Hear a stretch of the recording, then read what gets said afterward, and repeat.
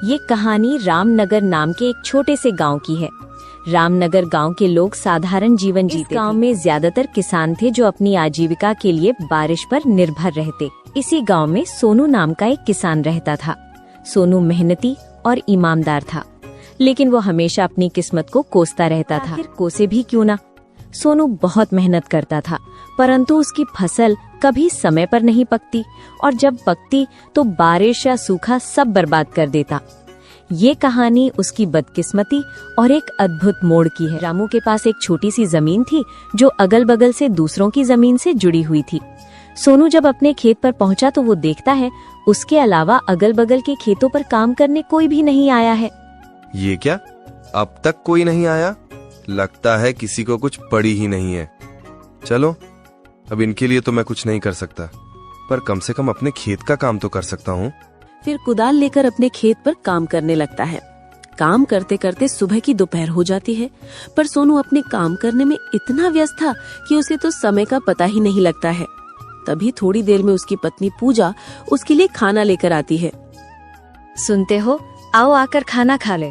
पूजा की आवाज सुनकर सोनू को समझ आता है कि दोपहर हो गई है। अरे ये क्या, दोपहर हो गई? समय का तो पता ही नहीं चला। चलो, अब पूजा खाना लेकर आ गई है तो खाना खाकर थोड़ी देर आराम करके फिर काम करता हूँ। पूजा के साथ खेतों के पास वाले पेड़ के नीचे बैठकर खाना खाने लगता है। क्या हुआ जी, लगता है आज कुछ ज्यादा ही थक गए हो आप? हाँ, आज सुबह से लगातार खेतों पर काम कर रहा था। सुबह की दोपहर हो गई, पता भी नहीं चला मुझे। तो आपने थोड़ी देर आराम क्यों नहीं किया? मैं क्या करता पूजा, अगल बगल के खेतों पर कोई काम करने आया ही नहीं, तो मुझे लगा अभी दोपहर होने में समय है, इसलिए मैं भी लगा रहा वहीं। तो तुम आई तो पता चला कि दोपहर हो गई। क्या हुआ, अब तक कोई आया क्यों नहीं खेतों पर काम करने? वही तो, इन लोगों का ही सही है। जब मर्जी आते हैं, जब मर्जी जाते हैं। और एक मैं हूँ जो इतनी मेहनत करता हूँ, फिर भी पता नहीं कैसी किस्मत है मेरी, जो हमेशा कोई न कोई बहाने से मेरी मेहनत बर्बाद कर ही देती है। सोनू को इतने परेशान देखकर पूजा उसे दिलासा देने की कोशिश करती है। आप इतना क्यों दुखी हो रहे हो? आपको पता है ना आप मेहनत करते हो, तो बस किस्मत को क्या कोसना। आज आपकी किस्मत साथ नहीं दे रही है, पर क्या पता कल आपकी किस्मत आपका साथ देने लगे। हाँ पूजा, पर ये कल कब आएगा? कब मेरी किस्मत मेरा साथ देने लगेगी? मैं जब सोचता हूँ कि इस बार कोई परेशानी नहीं होगी, तो फिर कहीं न कहीं से कोई न कोई परेशानी आ ही जाती है। कभी कभी तो मुझे लगता है कि विधाता को भी मुझे परेशान करके मजा आता है। आप निराश मत होइए। देखिए, आप बस अपनी मेहनत पर ध्यान दीजिए। मुझे पूरा भरोसा है कि आज नहीं तो कल आप खुद मुझे कहेंगे कि लगता है किस्मत मेरा साथ दे रही है। देखते हैं पूजा, ये समय कब आता है। सोनू को खाना खिलाकर पूजा वहाँ से चली जाती है और सोनू फिर से अपने खेत में काम करने लगता है। सोनू अपने खेत में काम कर ही रहा होता है, तभी वहाँ बगल वाले खेत का मालिक पंकज आता है। और सोनू भाई, क्या हाल है? लगता है आज कुछ जल्दी ही आ गए थे खेत पर काम करने। जल्दी जल्दी कैसी हरी भाई, दोपहर हो चुकी है, तुम आज कुछ ज्यादा ही देर से आए हो। हाँ भाई, आज थोड़ा देर से उठा था तो सोचा दोपहर का खाना खाकर ही जाता हूँ खेत पर तुम्हें क्या हुआ है रामू भाई? खेत को देखकर लग रहा है तुम्हारा पूरा काम हो गया है, पर तुम्हारे चेहरे को देखकर लग रहा है काम अब तक शुरू भी नहीं हुआ है। नहीं भाई, ऐसी कोई बात नहीं है, वो बस अपनी किस्मत को लेकर थोड़ा परेशान था।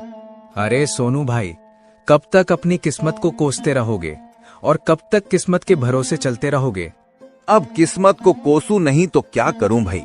तुम तो जानते ही हो ना, पिछले साल बाढ़ आई, फिर सूखा पड़ गया था, और अब जब इस साल कोई प्रकोप नहीं है तो दिन ब दिन मंडी में अनाज के दाम गिर रहे हैं। भाई मुझे एक बात बताओ, हम दोनों के खेत एक दूसरे के अगल बगल में हैं, यानी तुम्हारे खेत में जो आफत आई होगी वही मेरे यहां भी हुआ होगा, पर मैं तो नहीं कोस रहा अपनी किस्मत को। हाँ, मैं भी मानता हूं कि किस्मत का साथ बहुत जरूरी होता है, पर सुनो भाई, मेहनत का फल जरूर मिलता है। कभी कभी हमें किस्मत को बदलने के लिए खुद कदम उठाने पड़ते हैं। मैं कुछ समझा नहीं भाई, जरा विस्तार से बताओ। सोनू भाई, तुम खेती के अलावा क्या करते हो? सोनू पंकज का ये प्रश्न सुनकर थोड़ा चौंक जाता है।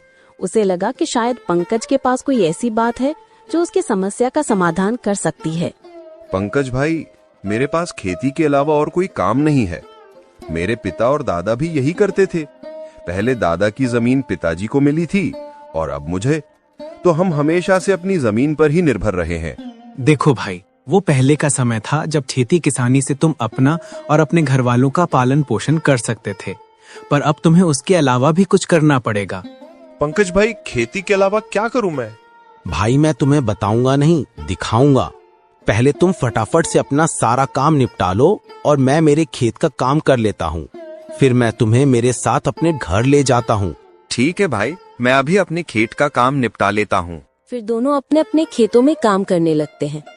सोनू ने अपने खेत का काम सुबह जल्दी आकर शुरू किया था, इसीलिए उसका काम जल्दी हो जाता है। सोनू अपने खेत का काम करके पंकज खेत के पास जाकर खड़ा हो जाता है और पंकज को काम करता देख मन ही मन सोचता है, पंकज भाई की मदद कर देता हूँ ताकि उनके साथ उनके घर जाकर पता कर सकूं कि वो क्या दिखाना चाहते हैं।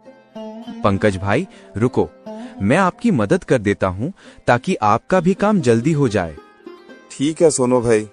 फिर क्या था, सोनू भी पंकज के खेत में उसके काम में मदद करने लगता है। सोनू की मदद करने की वजह से हरी के खेत का काम भी जल्दी हो जाता है।